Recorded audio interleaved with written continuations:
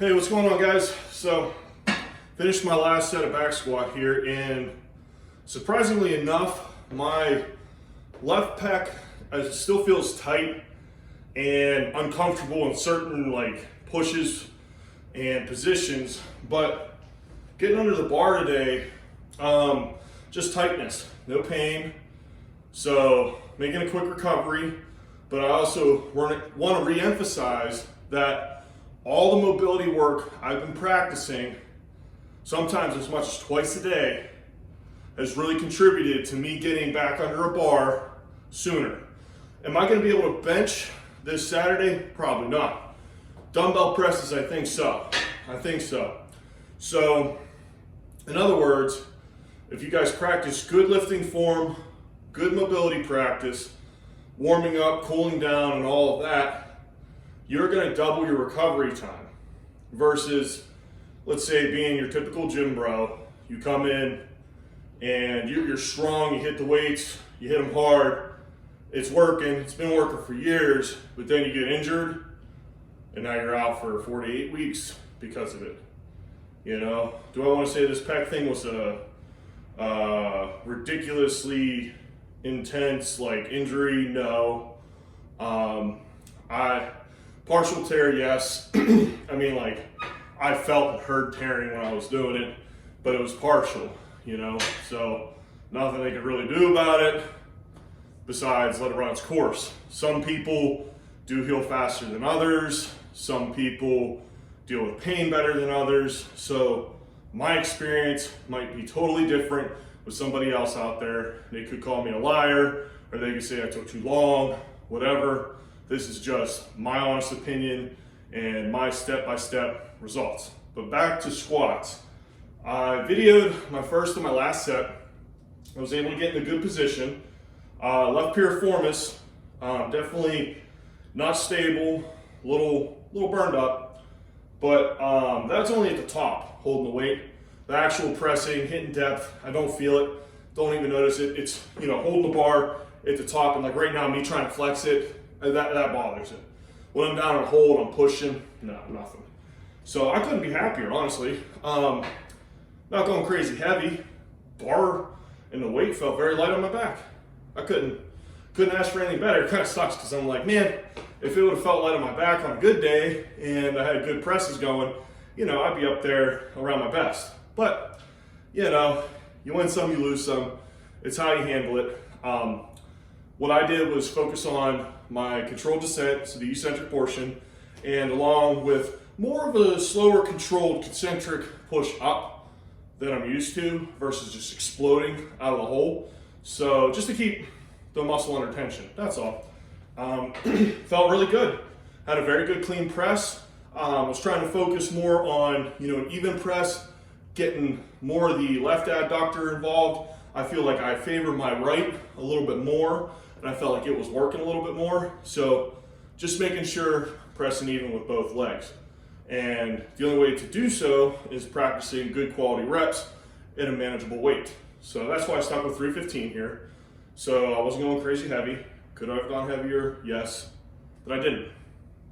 So all in all, worked great.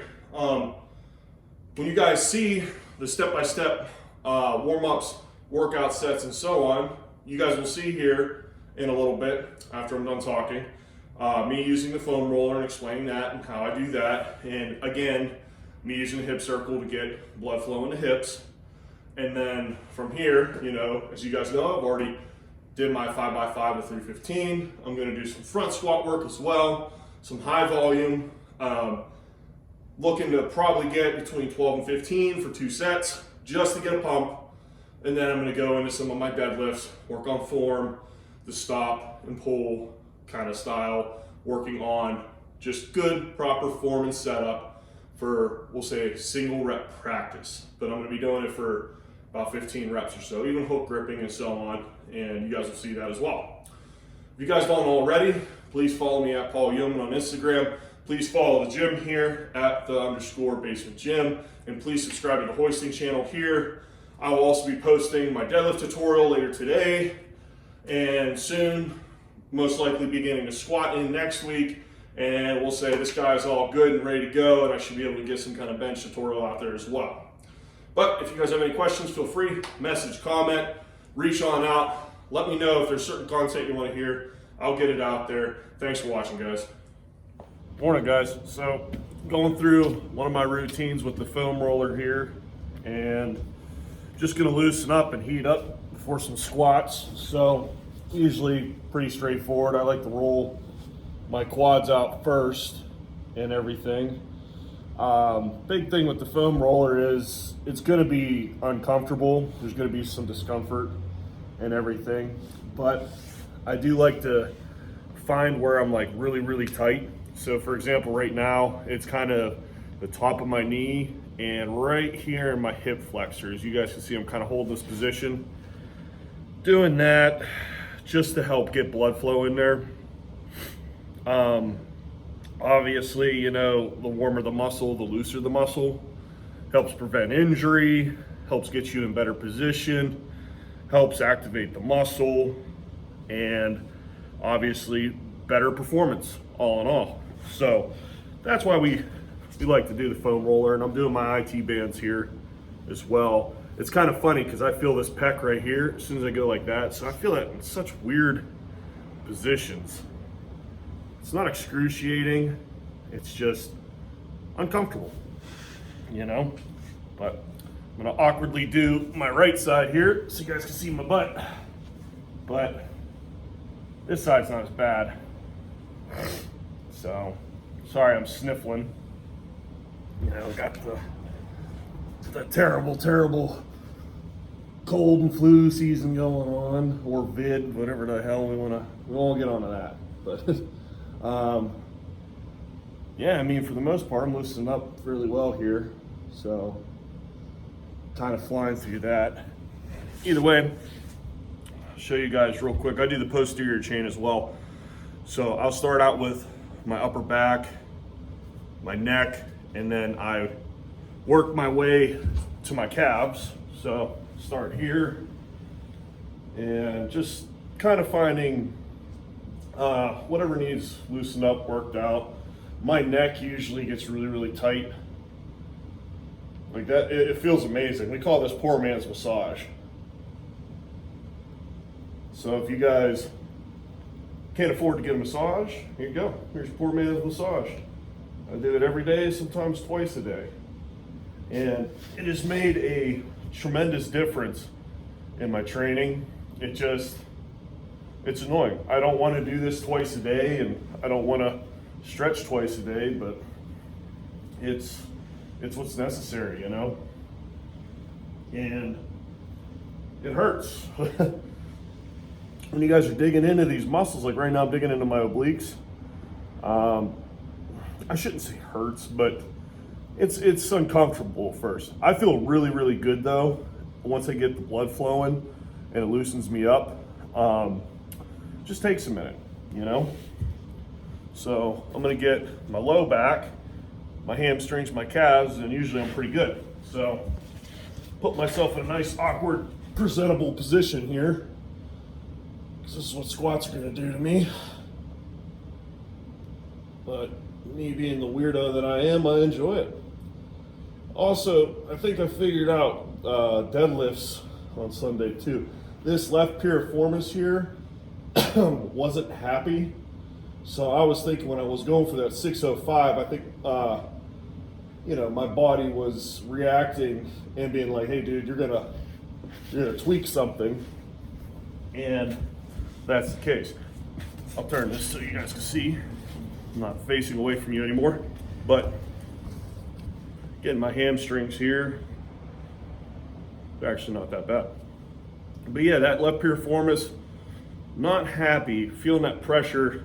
And you'll know when you have something that's overworked and a little too tight and you want to hold. So like say for example, right now, let's say like the very bottoms of my hamstrings are real tight. I would just hold there for a little while. And then for my calves, I usually just start there at the Achilles, start to lightly roll. Don't need a lot of pressure. I know my calves are usually pretty sore. Not so much now, more in my busy season. they like never recover. And that's from chasing trucks and running around, wearing boots, being a hillbilly, and so on. But either way, that is that. That's what it takes to get my blood flowing, get the muscle warmed up and loosened up. Nothing too crazy, but from here, usually I'll do some slingshot work with the hip circle. I'll put that on. I'll show you guys that here in 1 second, and then we'll get to squats.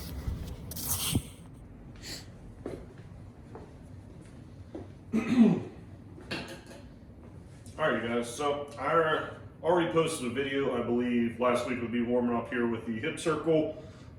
This is the Slingshot brand. You can get them in almost any. Pretty self-explanatory. We're just gonna throw it right around both legs. And depending on the resistance you want, I like it just above my knee here. I think it's the right amount of resistance. And I'll show you guys 5 reps on each side for right now. So usually I try to stay balanced. If you need like, say like these boxes or a rack or something to keep yourselves balanced, go ahead and do so. But I like to try to activate my stabilizers as much as I can. I'm not exactly a ballerina, can't keep my balance all the time, but I at least try. But either way, so I'm gonna do 5 nice and controlled, just like so. So this is heating up the adductor here, and then same thing on this side. So this is actually the less stable hip. So a lot of times I struggle the most with this side when it comes to balancing. And right now I feel a little bit of, let's say, some instability and fatigue. So it's already going to show. Right side's good, left side needs a little bit. I'm gonna do a couple more sets and whatnot, but I won't bore you guys with that. And I'll be getting under the bar here soon. Might try some back squats, okay? Don't know just yet. We'll find out here. This guy's feeling okay to get in a position, but is it okay to stabilize and hold some weight? We'll see. If not, do some front squats, safety bar squats, and move on.